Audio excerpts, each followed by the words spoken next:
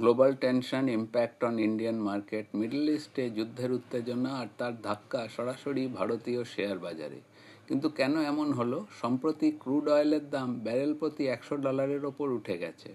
কারণ ইউএস ও ইরান এর মধ্যে বাড়তে থাকা উত্তেজনা। এর প্রভাবে কি হলো? ভারতীয় বাজারে হঠাৎ বড় সেল অফ। ব্যাংকিং স্টক যেমন এসবিআই ও এইচডিএফসি ব্যাংক তীব্রভাবে পড়েছে। ক্রুড বাড়ায় এয়ারলাইন কোম্পানি যেমন ইন্ডিগোর খরচ বেড়ে গেছে। বিদেশি বিনিয়োগকারীরা এফআইআই বাজার থেকে টাকা তুলে নিচ্ছে। অন্যদিকে অ্যালুমিনিয়ামের মতো ইন্ডাস্ট্রিয়াল মেটাল বহু বছরের উচ্চতায় পৌঁছেছে। মানে গ্লোবাল পলিটিক্স এখন সরাসরি আমাদের ইনভেস্টমেন্ট পোর্টফোলিওতে প্রভাব ফেলছে।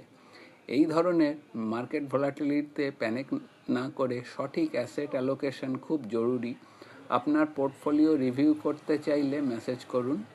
এই ভিডিওটি শুধুমাত্র এডুকেশনাল পারপাসের জন্য। কোনো ইনভেস্টমেন্ট ডিসিশন নেওয়ার আগে নিজের ফিনান্সিয়ালসের সাথে পরামর্শ করুন। ধন্যবাদ, নমস্কার, সকলে ভালো থাকবেন।